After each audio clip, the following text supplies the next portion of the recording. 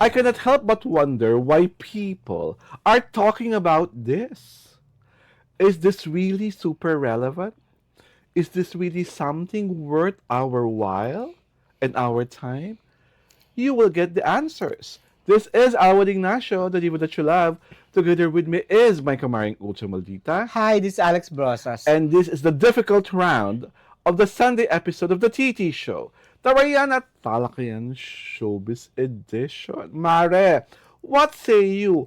Tulalo nga ba?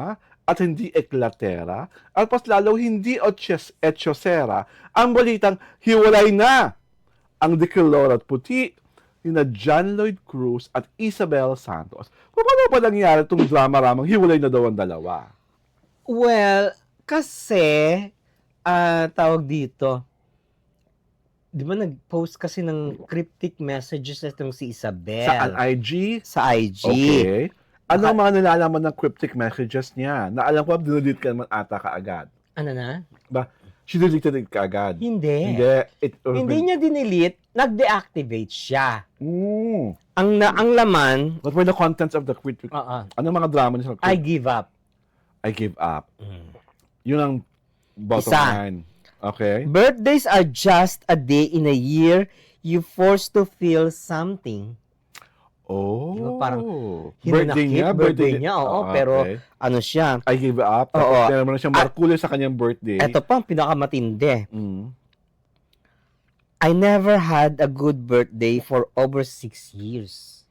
Oh. And I don't know why I keep trying. Oh. So that's very Ooh, giving. Diba? yes. Kasi 6 years na 6 yata years na sila. yung relationships nila ni Oo, tapos John Lloyd Cruz. nag-deactivate siya. Nag-deactivate siya because I'm sure Maraming nagtatanong, maraming nagko-comment. at I'm sure marami rin nang babash, Mm-mm. 'di ba? So, but number one question.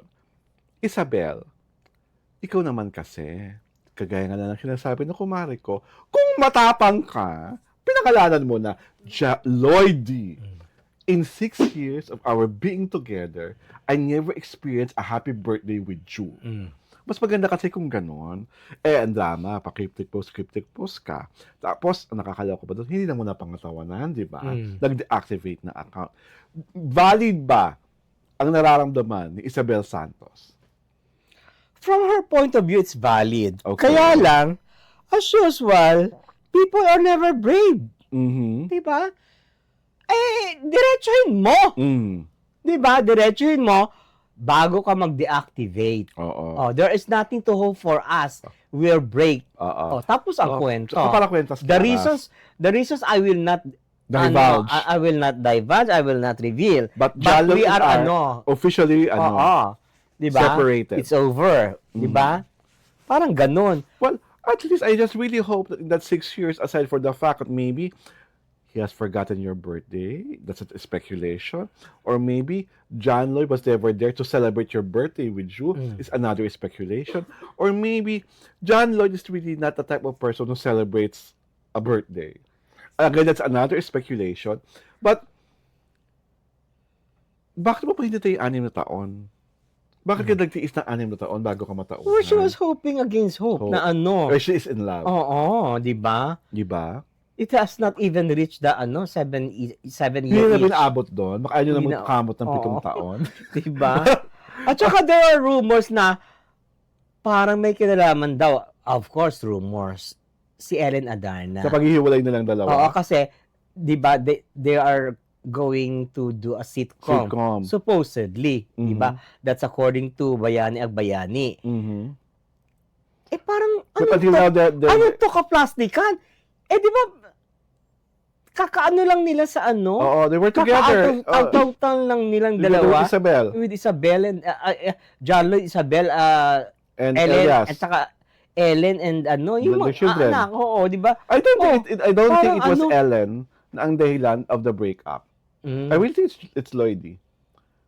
Because Ellen I don't think, because through the years, Ellen has always been supportive of the relationship Diba? At para ang babaw-babaw naman na si Ellen ang dahilan para sila magkahiwalay. Lalo na visual artist si Isabel. So parang feeling ko, more on the learned, intelligent side of kind of woman siya. Oo. Na hindi siya yung, kaya nga tumagal na 6 na taon eh. Kaya niya yung mag-compromise. Kaya niya tanggapin yung mga flaws and faults. But siguro lang, nasagad na siya this time. Mm-mm. Kaya nag-deactivate, kaya nagsabi ng mga cryptic posts. And eventually, maybe one of these days, she may admit that she's separated, or maybe she will not admit it at all. At makikita lang natin si Lloydie with another woman. I don't think she will admit. Yes, I don't diba? think she kasi tawag dito. Kasi private person naman talaga Oo, eh. super private siya. Kaya lang Hindi naman siya ano. nasama sa limelight kasi nga ang jowa mo si John Lloyd Oo, Cruz. John Lloyd Cruz. So, what if they are separated?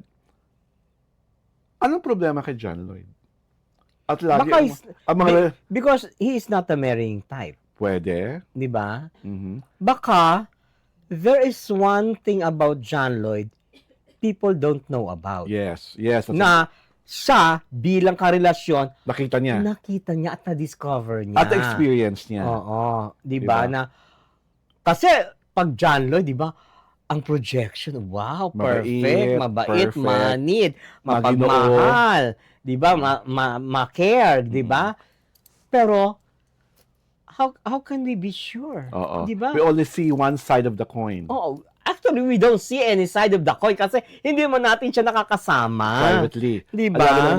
Lagi lang na nakikita yung public persona niya and the characters he portrays sa kanyang mga pelikula at sa kanyang television shows. Baka Diba? there is something about John Lloyd na she was finally taken aback or she was finally turned off. Finally. Kaya nag-ano siya. I hope hindi si John Lloyd yung type na sinasabi nung araw ni yung Maggie de O pero medyo bastos. Baka si John Lloyd pala Maggie de O pero sobrang bastos. I don't think. Diba? We do not know as well. That's a question mark.